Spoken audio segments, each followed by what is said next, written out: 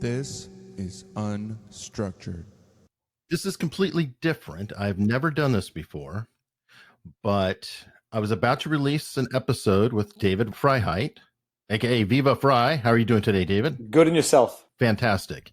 About to release it, but over these past few weeks since the interview, all kinds of things have happened, and I feel like we need to follow up on the interview. So this is going to be a back-to-back episode. You'll get to meet David, and now we're going to discuss what has happened between these interviews. Starting with David, you were going to do some research on Canadian, I don't know if you call it bill, but it's C-16, and it's come up a lot here in America because we're suddenly concerned about pronoun use in Canada. So that was one of the recurring comments in my comment sections on certain videos. How does it feel to have compelled speech in Canada? You guys don't have freedom of speech. And I looked into the bill C-16, which is the basis for those claims. And the bill C-16 was an act to amend the Canadian Charter of Human Rights and the Criminal Code to add gender identity and gender expression to protected classes and to aggravating circumstances in sentencing as relates to certain crimes.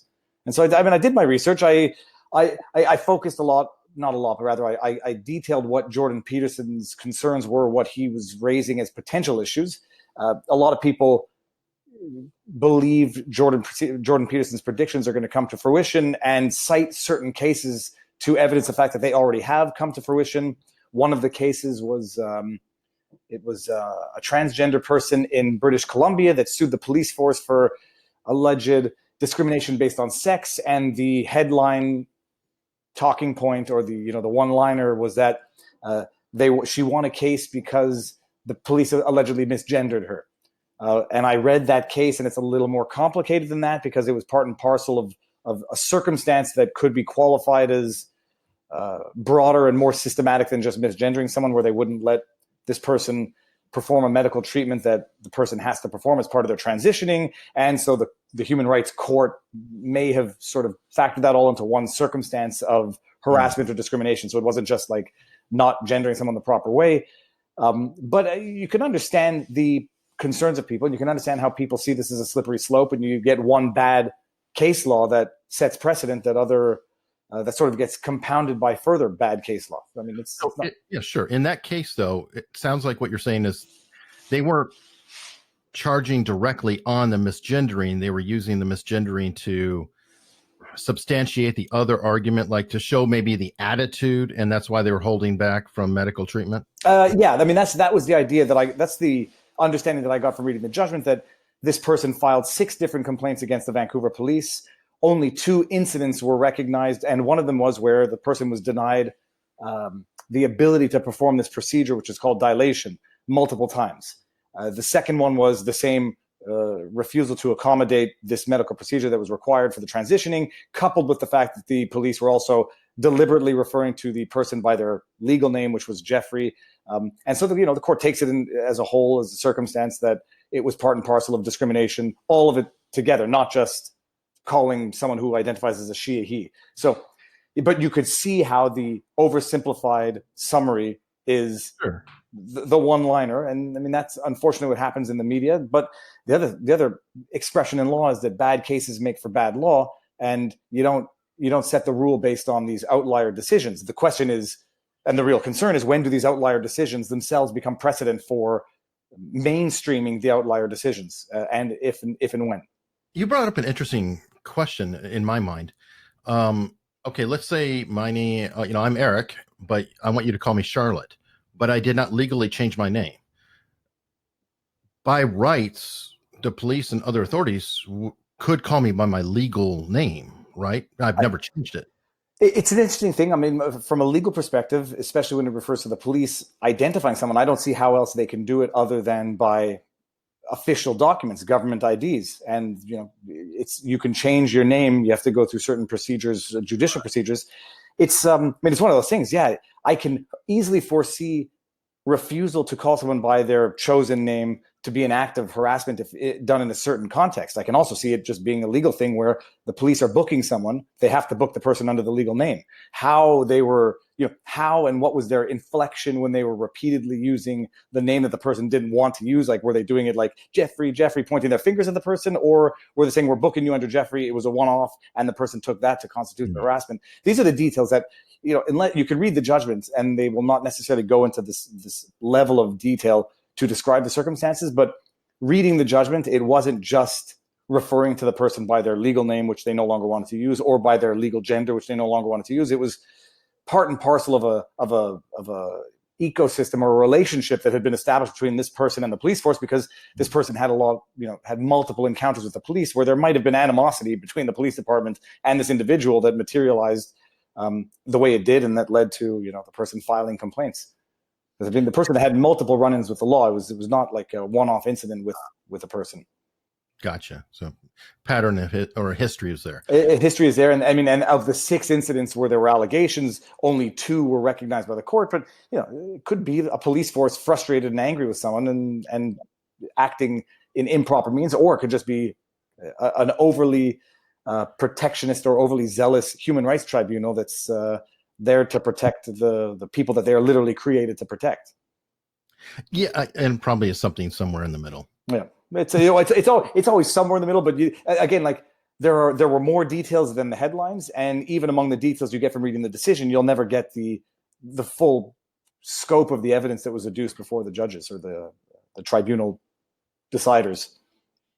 Okay, now back to the original Jordan Peterson's complaint. Now, what he is stating or has stated, and hopefully I interpret it correctly, is not that you're not allowed to use derogatory terms, but actually the reverse, that if someone states that they are a Z or Zem or whatever it is, you are required by law to reference them in that manner. So a proper interpretation of the law, or is he incorrect in your opinion? So he's not saying that under the law you would have to. What he's saying is that it could be, it could constitute harassment under or a violation of the Canadian Charter. And the reason why he says that is you have now gender expression and gender identity added as amended and included as a protected class, whereas you already had sexual orientation, race, religion, creed, all the other stuff. And this applies to federally regulated entities, right? So it's not individual citizens. You have provincial legislation that governs the citizen to citizen conduct. This is federally regulated entities that are governed by this. So they can't discriminate on the basis of that. Where he goes, and it's one step a little further, because the law doesn't require that, period. Black and white, it doesn't. The question is reading in between the lines and knowing the direction that the human rights tribunals are going. He then cited it's called the Ontario Human Rights Commission website, which itself said, yes, deliberately and repeatedly misgendering someone can constitute harassment and a charter violation. And then they cite this Vancouver decision, the one we were just talking about, as the authority. And so this itself is not law. It's not yet case law, and it's not yet regulation, but you can see where Jordan Peterson's concerns are. And they're not illegitimate, because you can see the concern, you can see the direction it's going. And then what could end up happening, and apparently it's sort of already happening, is you have these universities implementing, I don't want to say bylaws, but codes of conduct, which the concern is that, it says, if a student wants to be gendered a certain way, you have to do it. And then the deduction is refusal to do it because of your own beliefs could constitute harassment. So the concern is definitely there. And you can sort of see, you could follow the line of reasoning, and even I don't want to call it, I did call it a reductio ad absurdum in the video, but you could see the most extreme interpretation. It's conceivable, and it's almost, there are some examples that can lend credibility to it. But for the time being, no, it's not literally illegal to misgender someone. The question is, can it constitute harassment if someone does it repeatedly, maliciously, or whatever? And then what constitutes maliciously? But to some extent, it's no different than any other form of harassment. Calling somebody a name could constitute harassment if done under certain circumstances that a human rights tribunal later determines to be harassment. Yeah, it definitely is a slippery slope type of situation, though. I mean, I can see him in a lecture hall with somebody raising their hand to answer a question, and then somebody else talking to him is referencing the first person saying, well, she said blah, blah, blah. I'm not she, I'm Z. Yeah, and I mean, and that's Yeah. where all of this rhetoric becomes weaponized to some extent, is where it can be abused on both ends, where you could say one can sort of try to weaponize an accident or a refusal, or rather a choice, just say, okay, I'll avoid the ambiguity, just what's your name type thing. But you can see how conceivably someone will turn it into something for precedent, where they will take the one incident, go to the Human Rights Tribunal, and then try to set a precedent. And it is a slippery slope. And I haven't yet done the video on it, but in Quebec, we had our famous decision of Mike Ward, the stand-up comic, who was ordered to pay $42,000 in moral and punitive damages for a bit he did on a handicapped teenager.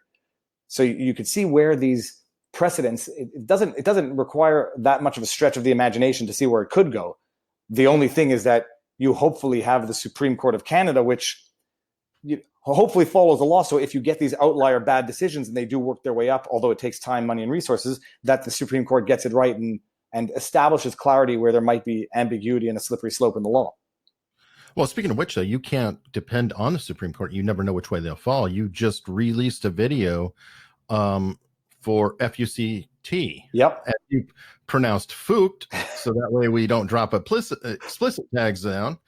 But it didn't work out exactly the way you thought. And do you want to go into that one real quick? Well, that's an interesting thing. And a lot of people were saying, and rightly not critiquing, but observing that my prediction and my analysis of the situation is very much from a Canadian perspective.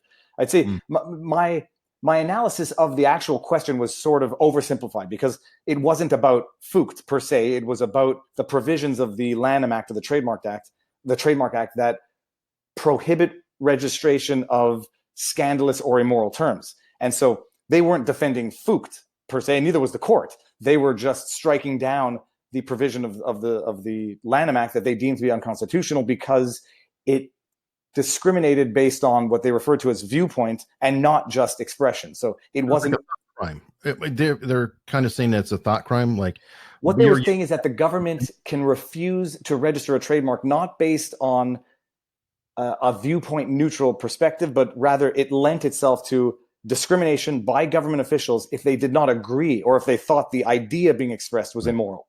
And that's something I think I'm going to do a live stream. It will have been done by the time we do this, but a live stream to flesh that out, because it's an interesting nuance. They said it wasn't Fucht. Fucht in and of itself was probably not registrable if the law had been drafted constitutionally.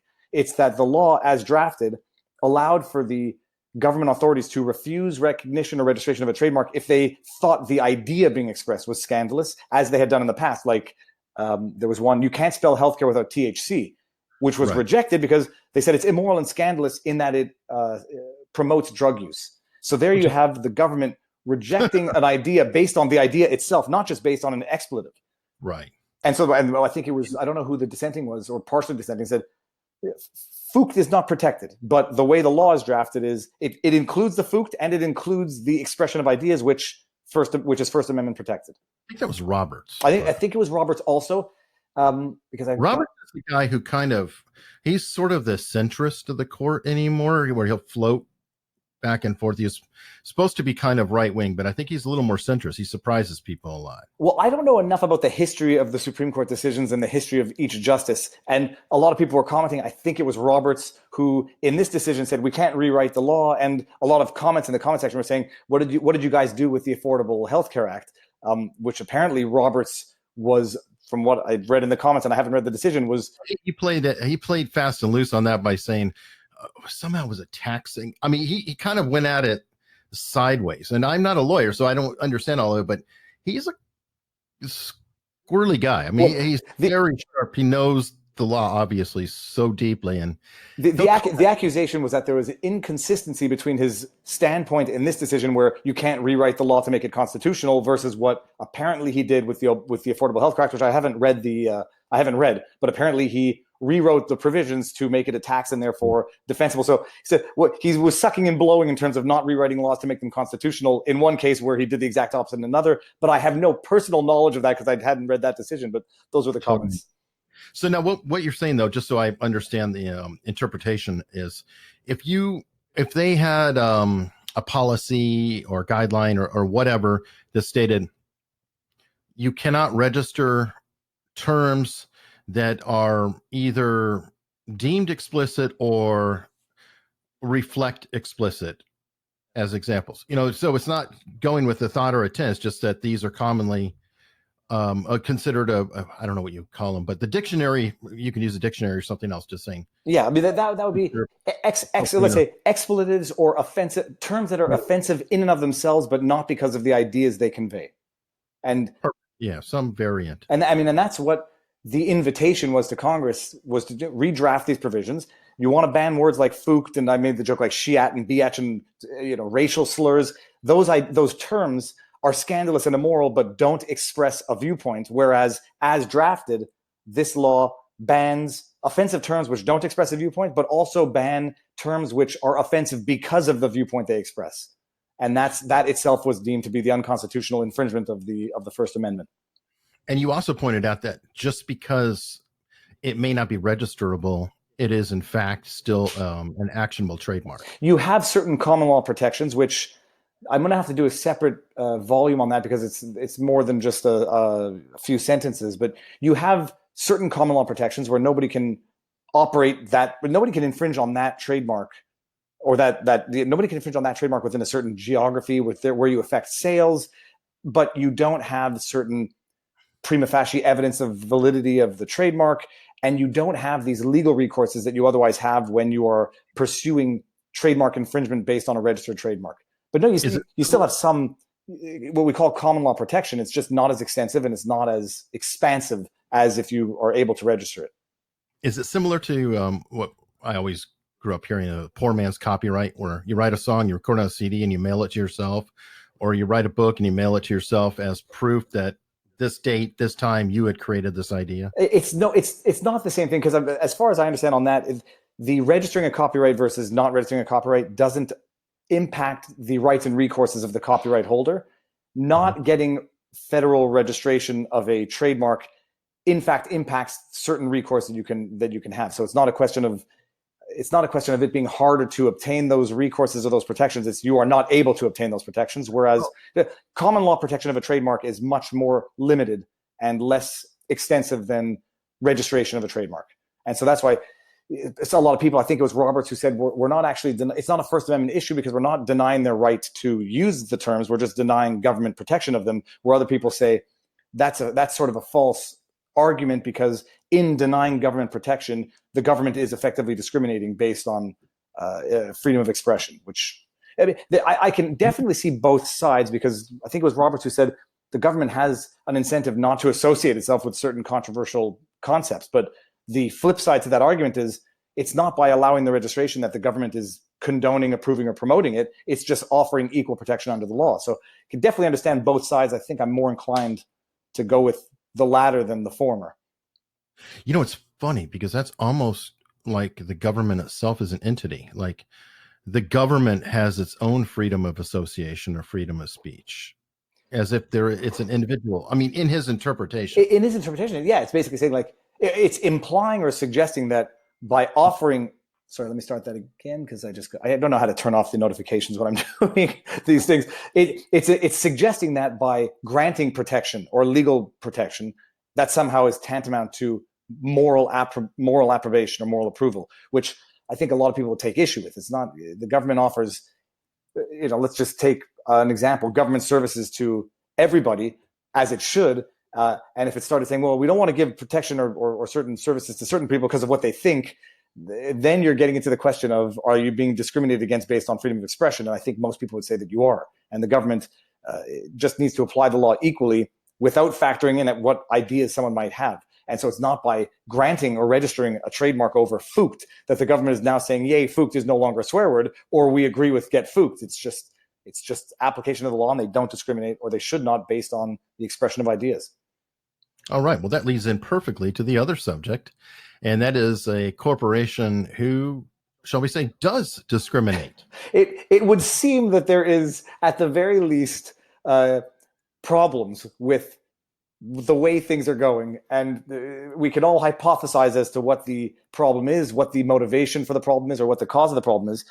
And well, let's just get clear. We're talking about YouTube taking down videos, and whether or not manual reviews are in fact manual, whether or not the manual reviews are politically influenced, ideologically influenced.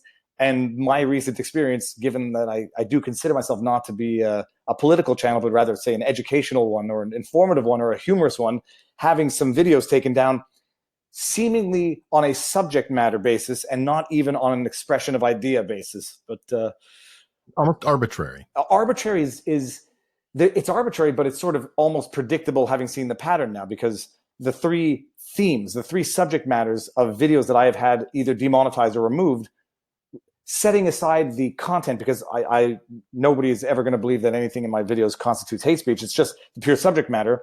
Let's say what the content is without naming the individual. Oh, well, you have AJ. Well, you have AJ is one of them. Then you have. No, we'll name the individual later. But I'm saying if we just break it down on its face, you did a video of a deposition of an individual. Yes. And you critiqued some of the methodology of the lawyer that was questioning the individual. You could call it critiqued or observed or comment, but I'll accept critiques. I noted that some of the I pointed out certain weaknesses in the deposition while highlighting how the deposition works so that people can actually understand.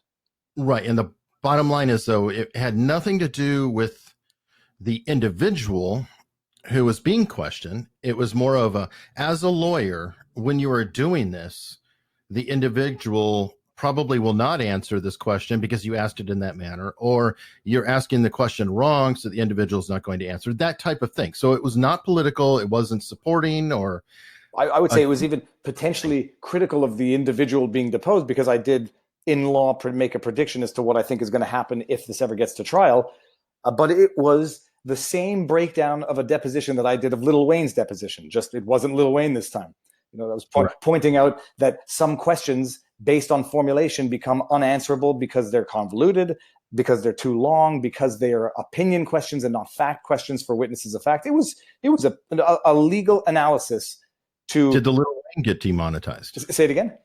Did Lil Wayne get demonetized? No, Lil Wayne actually got demonetized, but for another reason. That was from a copyright claim from Sony and Warner Brothers, which I contested or disputed and ultimately won. I say won. Ultimately, I was able to monetize it because TMZ, Warner Brothers claimed copyright over the deposition video. And I disputed it, saying it's a deposition, it's public record. You can't claim copyright over public domain content. And the dispute was resolved in my favor. I think they abandoned the claim. Now, before we go back into that, I want to point out that there is a problem that I see here with the demonetization angle.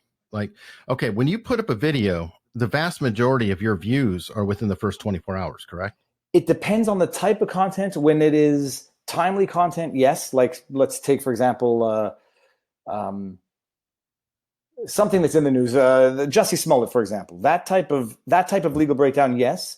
With the other type, like say the Justin Bieber deposition or Lil Wayne, they've been around for years. So it's the immediate subscribers who are going to constitute the bulk of the initial views within, say, the first 24 hours. And then it's called, the evergreen stuff. People who are into law, it might pick up more steam later on. But definitely with the things that are, I don't want to say trending subjects in a cynical way, but the issues that are occurring at the time, the vast majority of the views come within the first 24, 48 hours, which is when the demonetization comes in also. Just like my podcast, my subscribers, boom, my first bulk, 24 hours, a couple days, whatever. Now, if you release a video, though, and it's demonetized, and then you fight it, and then it gets remonetized, well, you've lost that initial hit. For sure. And this is why a lot of people release unlisted.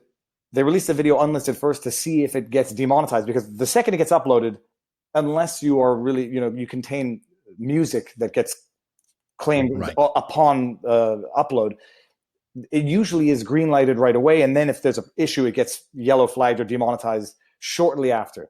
So some people upload unlisted and just wait a bit to see if it's going to get demonetized before making it public. And if it does get demonetized, claim it before releasing it or publishing it to your subscribers. But yeah, typically that's the problem. And they know darn well. I don't know that it's done on purpose to penalize. It might just be a flaw in the system. But because there is no other time in which it's going to get demonetized. It's not going to get demonetized a week later. It's an automatic sort of crawling system that picks the YouTube for content that is claimed or copyrighted, and then the people make the claim, and then it's up to you to fight it. Right, but then the video in question that we had with you, at least you probably got most of your money out of it before it got demonetized. Oh yeah, all $37. No, actually, I didn't get any money out of that one. Set aside the fact that it only has, as of now, the one that got demonetized, then removed, then reinstated, then remonetized, only has 37,000 views as of today. It never made any sense as to why that video was demonetized and removed to me, period. Because the original analysis, which is over 200,000 views now, never had an issue, never got flagged, never got demonetized, never got removed, never got reported. I mean, I don't see how it could have. The second one, in which I only answered questions being asked in the first to follow up and clarify, obviously I don't see how it could have ever had a problem, but that didn't have the same popularity as the first one. It was just to answer some lingering questions, so there was lesser interest in it. But that one got demonetized. Okay, I mean, I couldn't understand how. I appealed it and the appeal was rejected, so the demonetization was confirmed. Okay, fine, move on. 2 weeks later, I get an email saying it's removed from YouTube because it violates the terms of community guidelines. Couldn't conceivably understand how that worked. Say it again? And violated community guidelines, very specifically under a specific... Oh, no, it's even more detailed than that, because I didn't get the specific term. I didn't get the specific community guideline then. I only noticed that the justification of the community guidelines breach when I clicked on the video after it had been removed and saw the notification on it. They didn't even tell me why it was removed. They just said it violated community guidelines. It's been removed. Appealed, appeal rejected, confirmed, removed from YouTube. Then it's 3 days later when I go click on the URL. I don't even know why I did it. Because you had to click it to report it. No. It was at this point that it's complicated, because when I first click on it to appeal it, I see the video because it's my video, and it says you'll be able to see the video for 7 days, and if you want to appeal, you can appeal. And then you click appeal, and then it goes through, and then the response came back saying, sorry, it's been removed, and then it's off. And then I can't find it unless I go get the original URL, which I had in the tweet. And it's on. Do you use a private browser to see what people see? No. Oh, that time I did. Yeah, I had signed out just to see what other people see. Okay. So it was only going back 3 days later, after the appeal was dismissed and it was confirmed removed from YouTube. I go just to click, and I don't know why. And then I see it says, for breaching the community guidelines as relates to hate speech, learn more about hate speech in your country. And that's actually when I got livid as I get. I mean, I sort of laughed livid. Canadian livid. I was like, oh, that's funny. I don't have any hate speech. It was outlandish. It was outlandish to me. But then I'm sitting there thinking, like, it's outlandish to me. It's outlandish to anybody who knows me, and it's outlandish to anybody who follows me.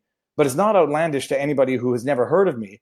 And someone sent them this link, and now they say, oh, Montreal lawyer Viva Frei has video removed for hate speech. I mean, that's... And that actually is really, really dangerous. It's because tremendously dangerous. Now I can write a Wikipedia article on you. And I know you follow Tim Pool, and he talks about this routine often, because he's into journalism and the way you can do hit pieces. But I can write a piece on David Freiheit and say, David Freiheit, controversials, had videos removed due to hate speech. Yeah, absolutely. I mean, and now it's true. Sorry, I just labeled you. Well, the good thing is now, only because of the way it turned out, it's not true. And I don't know if YouTube actually if anyone saw my follow-up video where I was joking about whether or not I sue YouTube for defamation, or whether or not I was pontificating it. But it's true, and that's where, like, the power lies in the accusation. YouTube can always dangle it over my head. In a year from now, no one's going to remember the context. No one's going to even know the backstory. They're just going to know one fact: video removed for hate speech. Now, by the pure fluke of things, it's not only not true, but it's demonstrably not true that the initial hate speech label was preposterous to the point where not only did they reinstate the video, but they remonetized it. But yeah, that's how it works. It's just. But that's not relevant. If I'm your enemy, I'm a competing channel, and I want to do a hit job on you. I can't. Yeah, no, it's definitely the damage is done to that extent, and that was actually part of the thought process. Is like, yeah, do you make a stink about this? If I make a stink about it, I'm bringing this all to the attention of people who may never have heard about it, because you could only click that link. You could only see that message if you click the link, and you had to have the link to click it. So let's just say 10 people had that link before I made the video, but that doesn't change the fact that YouTube can then say a year down the line, oh, his channel already had one removed for hate speech. And even though he didn't get a community strike, well, now we're going to go back and find 3 more things to shut his channel down. If that were so, their objective, which is politics. I mean, that's just how politics works when you want to take down an enemy, and then you just have to hope I live clean, and I live clean, but it's not even clear that in this day and age, living clean and being honest and out and forthright is sufficient protection. That's true, and at least you answered it. So let's say one of your fans sees somebody commenting on it or doing hit piece, they can at least post a link to your response. Well, it was what was great is the evidentiary way in which my video played out, and it was very funny the way it sort of wrote itself. But now that it has been documented and detailed and evidenced from point 1 to point 10, with all of the evidence in between chronologically presented on YouTube and on BitChute, the story's there, and it's going to be tough to falsify it or exaggerate it. But you could see how easy it is to falsify, exaggerate, to demonize and cancel somebody if that were the political or ideological motivation to do so. But you have to admit it's still chilling, because I noticed right after I talked to you, I mean, within a day or two, all of a sudden, oh, there's a BitChute link. Oh, okay, there's a Subscribe Star link. I wonder what's going on. It's like you see how things are, and you know that at any minute you could be shut down tomorrow. I don't want to create the BitChute and the Subscribe Star. Well, the Subscribe Star is not a video hosting platform, so it's not the same thing. But I was reluctant to. Sorry, say that again. It's alternative to Patreon. Yeah, so that's it. It's a funding site, but not a hosting site. I was reluctant to do it, and the paranoid, neurotic part of me was reluctant to do it because I don't know if that breaches YouTube's terms of service. Is engaging with the competitor for the purposes of, call it, backing up content that might be removed from YouTube. Is that a breach of the terms of service? But there's another problem too. I don't know if you thought of this, but the psychopath who went into Pennsylvania and shot up the it was a Jewish synagogue. Sorry. Well, he was a Twitter user, but he was also a Gab.ai user. Mm-hmm.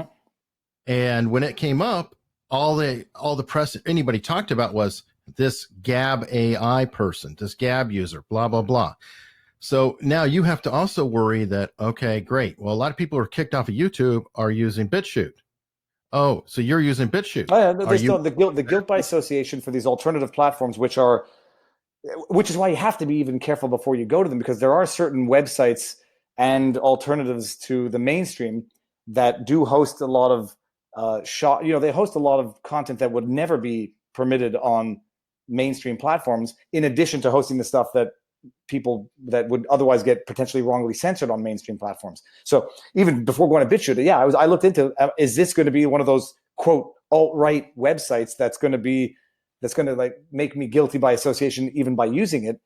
So you have to think about those things. But when the second follow-up deposition video went down, and everyone's like, well, I want to see, where can I see the video? That's when I realized the value is, at some point you have to have enough confidence in say society, but also your own product, that no one's going to be able to reasonably abuse of it to make you look bad.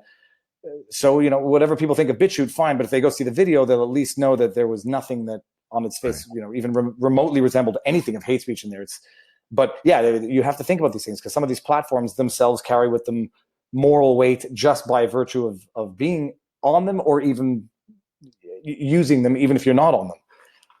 And by the way, I'm not saying that's fair. I think it's ridiculous. I mean, the platform, for example, Gab AI, they say we are a free speech platform.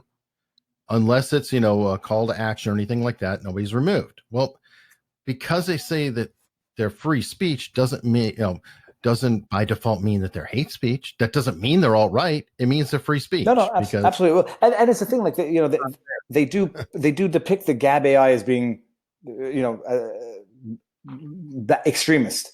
The reality is, though, I had a Reddit account, and I still have my YouTube, but I got called all sorts of names on those platforms that do not make the entire platform of the nature of the comments that you get. So it is the double standard, where it's painting with a single brush the adversary, but using the nuanced brushes when it comes to yourself.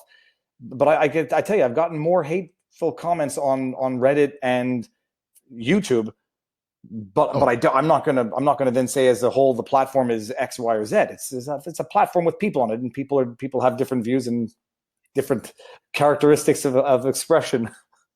Well, I think that's a competitive stunt. I mean, it helps Twitter to say, "Oh, Gab AI, sorry, potential competitor.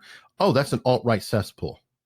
Oh, and then that keeps them up, at a higher level. And Facebook, the controlling players, they don't really want new platforms to come in and potentially take. No, there's no question, and it allows for broad brushstroke demonizing of people who think differently than you. Even while some of them may have bad ideas and some of them may have contemptuous and discriminatory ideologies, it allows for you to paint everybody who has a differing ideology with that same brush. And it's a tactic. I mean, it's always been around. It just seems to be more prevalent today because everything seems to be so highly politicized that the easiest way to demonize your adversary is to call them the worst names in the book with no nuance. But when it comes to one's own conduct and tweets, give it nuance and context. It's just that's just how the game is played.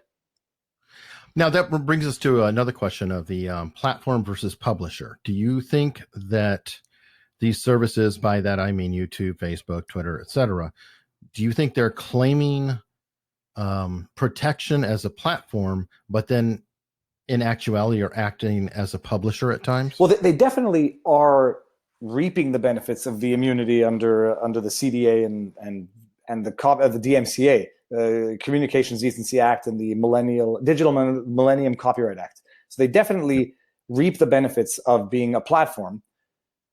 And then, then it's going to be a question of opinion and assessing the current state and determining whether or not they are in fact acting as publishers. If the situation is going to come to a head sooner than later, either by a legislative means or government intervention means.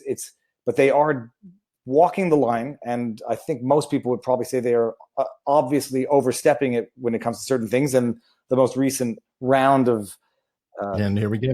the most recent rounds of disclosures or undercover reporting, it seems to illustrate the fact that it's definitely acting as a publisher and potentially a politically motivated one. But I think setting aside the politics, because the politics is just too divisive, I think just on its face, they act as a publisher when they make very discretionary editorial decisions as to what stays up and what goes down. So set aside the politics. I don't care if you believe it's a bias against conservatives. I think they're definitely acting as a publisher. They've picked on some left-wing people. Yeah, Tim Pool is odd because he everyone says he identifies as left. I can't pin him because I know that he definitely harbors political beliefs which are on both ends of the dichotomy. He's U.S. left, not Canadian left. Yeah, but he's even on the left on some issues that are Canadian left issues. Although no, but I mean, there's no question that they get both sides, and even from my own comment section, I have people saying that they are leftist, progressives, liberals, but they're getting fed up with what's going on YouTube. What I think it is I think that Tim Pool is a single issue person. Maybe two, kind of like Jimmy Dore. Are you familiar with Jimmy Dore? I do not believe I am. Okay, he's an online leftist comedian, but he's very anti-war. Tim Pool's pretty anti-war as well. On your channel and with like Tim Pool and Jimmy Dore, etc., they are at heart one-issue voters. Now, Jimmy Dore is an anti-war guy, and I think he'd probably throw out a lot of policies if he could guarantee no more war. Tim Pool, I think, is very much left-wing, but free speech is so important to him. They spends a lot of time defending people on the right and things like that because he likes free speech. And I'm thinking, progressive folks on your channel, maybe free speech is just such an important issue to them. That's why it surfaces. Yeah, well, I think on the one, my channel, I don't think it's an ideological channel in that I don't think there's more conservatives than liberals or more liberals than conservatives. I think it's just a channel that, on the one hand, is entertaining from a superficial, humorous perspective and educational from an objective, law-based perspective. Right. And it's funny, whenever I see comments that say, "Oh, you have the right-wing crowd," with all their comments, I genuinely see that the channel sort of brings both sides, and you have one side accusing the other and the other side accusing the other, which means that both sides are there. But my channel is, I don't call it a free speech channel because I'm not out there defending these offensive things that people are saying just for the sake of it. Even though, as an individual, I do believe in freedom of speech with certain restrictions, and I think the call to action and incitement to violence is really the limit. And that's why I don't delete comments. That's why I don't ban people for insulting. maybe to a flaw, which incidentally might have been one of the reasons why the videos were demonetized or removed. I don't know if they go by the comment section. I'm told that they might, but that's interesting. But I mean, I implement the automatic sort of hold potentially inappropriate comments. Oh, good. So okay. Just to avoid the obvious ones. So some people say that the comment section might be one of the reasons for which certain videos have problems, but on the substance of it, I don't delete comments. I don't ban people to the extent that there's nothing violent in what they're suggesting. So if that's what freedom of speech means, I mean, and if that's noxious or a problematic political perspective, or if that makes me right wing or left wing, I'd say we live in very sad times. I think the freedom of speech is fundamental, which is why some people are criticizing me for supporting or not supporting, for ostensibly supporting insofar as I'm not criticizing the legislation. But the other thing is my channel is not about criticizing legislation. It's about exposing it so that people can decide whether or not they want to criticize it themselves. Right. And interpretation. Like I said, you weren't criticizing in the Alex Jones video. In case people didn't pick it up, it's Alex Jones. You were not criticizing or supporting his politics. You were criticizing the performance. I was noting I was noticing what the lawyer will probably look back on and say, I could have done that differently, especially as relates to the questions on video footage that was spliced together in one video clip that contained multiple clips from different episodes. I mean, you don't need, you can hate or love Alex Jones. You don't need to be an attorney even to understand why that's difficult and a problematic strategy for a deposition. Right. It's no different than in your law firm if your partners played a video of you and said, you're doing this wrong, you're doing that right. This is 100%. It's a tutorial for anyone who's never done it. It's sort of, it allows you to understand why the lawyers were fighting. I mean, that's the other thing, is from a purely informative perspective, it allows you to understand the back and forth between the attorneys. Because some people are saying, oh, defendants' attorneys are just being obstructive. Oh, plaintiffs' attorneys are being stubborn. Or some people say, what on earth are the lawyers fighting for among each other? This is supposed to be a deposition. And when you understand where the argument comes from, then you can even understand the back and forth between the attorneys from a legal perspective. Speaking of that one, you have a fantastic one about the Texas. Oh gosh, the Texas deposition in what was his name, Joe Jamail, in that infamous Monsanto lawsuit. It's the funniest thing in the world. I first saw that video. I'm fairly certain I saw that before I even became a lawyer. So that video went viral on eBombs World, I think in 2007 or 2006. I mean, that was like, I was just finishing law school, and I saw that you have no appreciation for what's going on until you've actually then sat through a deposition subsequently. But that was a fun video to break down from a critical point of view, where someone would say, oh, I'm being mean to Joe Jamail and look at his massive success. My assessment is obviously wrong-headed, but it was a fun thing to break down. That was a particularly hilarious deposition. Well, perfect. Now, what have I missed that we haven't covered over this past period? The new developments. Oh, Congress. Yes. Let's talk about that, because there was some interesting timing about your video magically appearing in a user or one of your fans saying, oh, I thought this video was gone. What happened this past week that maybe well, I guess it's just a coincidence, but maybe it could be causal. It was definitely coincidental timing. If it was on an objective basis, the timing was interesting. That the video, which was removed, I think it was 3 weeks ago, automatically and magically reappeared unsolicited. That's the funny thing, is it was unprompted, unsolicited. I didn't ask or file a new appeal. It reappeared 2 days ago, which was the day after congressional hearings on commerce, where Ted Cruz was grilling I don't know if she's an exec from Facebook, but she certainly was a higher up. It was a YouTube person. No, the one from that was Crenshaw. Crenshaw, the congressman, did Facebook, and Ted Cruz, I think, was the UX person from YouTube.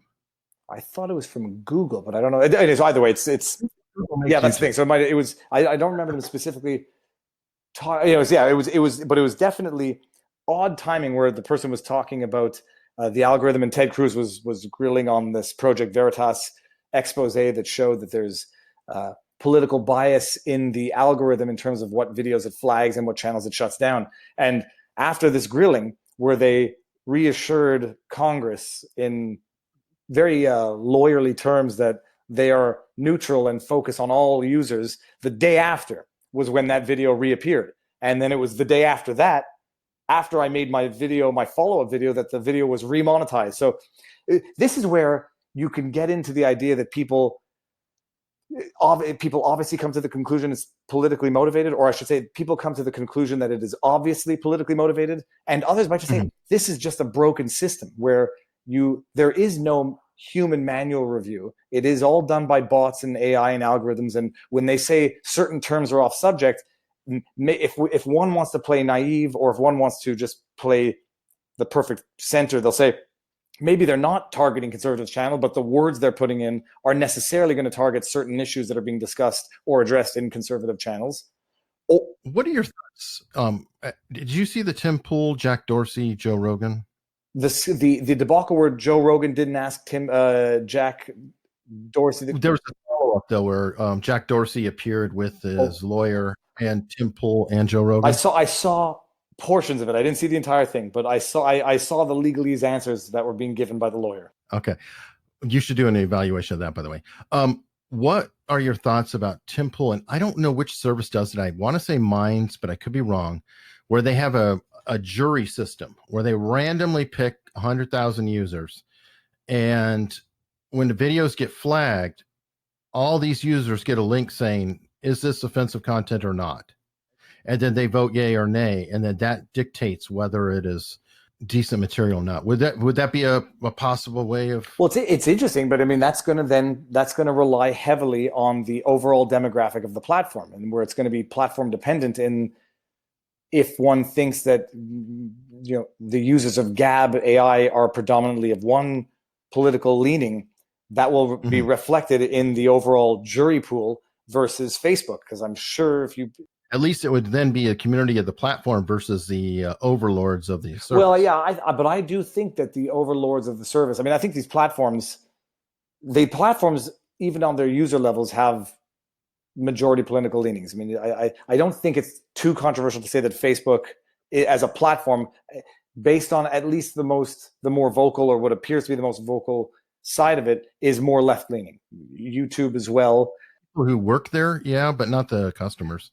I mean, the people using it, I don't think they're left-leaning or right. I think it's a wide cross-section, because everybody's uncle, aunt, cousin, blah, blah, blah. It's just people. So it's true. And I guess that is probably also, and I'm just laughing to myself, but probably heavily influenced by my social milieu and my national milieu, which is Canada, and where what I'm exposed to on Facebook is, now one of the dogs is going crazy again, now they're both going crazy. Where what I'm exposed to on Facebook is probably my exposure on Facebook is probably heavily influenced by that. Well, the algorithm does that, and that's one of the issues I have, is that you can go down a really dark path with the algorithm. Fortunately, my channel, I feel like, is getting cleaned up, because I've got an addiction to America's Got Talent and Britain's Got Talent videos that seem to always be in a dusty room. So I don't know what. One of the funny things, whenever I make my videos where I record my computer screen and I can see my YouTube search, or what the recommended on the side, I notice a lot of America's Got Talent. I notice a lot of Tim Pool. I notice a lot of the Young Turks have been popping up, but I have been watching. I mean, I watch all of these guys just to know what everybody's saying. But yeah, America's Got Talent always pops up, but I think those get promoted by other means within the platform. That's very, very possible. But I know I'm guilty of clicking on them, so I know it. Well, the worst audition videos are always the fun ones to watch. My kids and I have a blast watching those. Well, and as a creator, I imagine you are just fascinated by the process and everything else.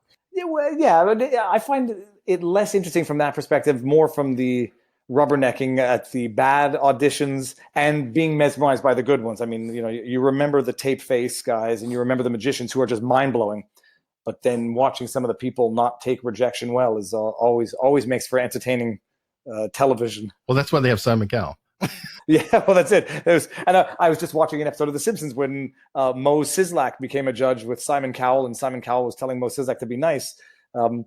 I don't know if you saw that episode. It was a relatively new episode, and it was actually mildly funny. But when you have judges like Simon who deliberately needle people who they know are going to react, I mean, it's unfortunate that that's what you need for entertainment, but that's what the brand was. It's drama.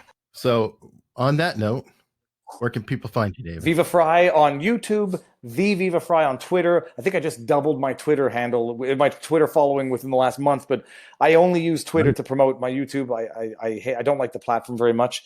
BitChute, Subscribestar, Patreon. It's always under Viva Frei. Fantastic. And I'll definitely have links here. All right, awesome. Thank you very much. Hey, thanks again, man. Pleasure, and hopefully there'll be no new developments between now and the time this goes out to the general public. I got to scramble.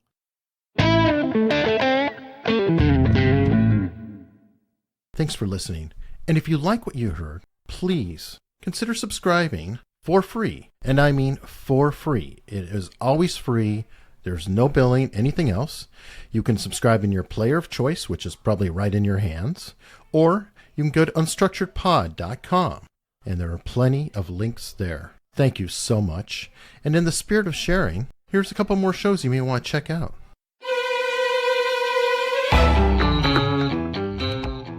Hi, I'm Tyson Franklin, the host of It's No Secret with Dr. T, which is a small business and marketing podcast. Each week, I interview business leaders who openly share the secrets to their massive success. It's No Secret with Dr. T will educate, entertain, and inspire you. Check it out. You'll find it wherever you listen to podcasts, or you can go to my website, tysonfranklin.com. I did not grow up with very much money. Money's energy. Money is something that really scares me. You had about 60 grand in debt. Money isn't the answer. Somebody should just give me a lot of money. My dream was to be the WWE wrestler, but you realize that your dreams change over the years. Money is a tool. It's a key to a gate. And at the other side of the gate is the things that you really want to do with your life. It's the things that matter most to you. It's pursuing those values that make you ultimately happy. Listen to Inspired Money at inspiredmoney.fm.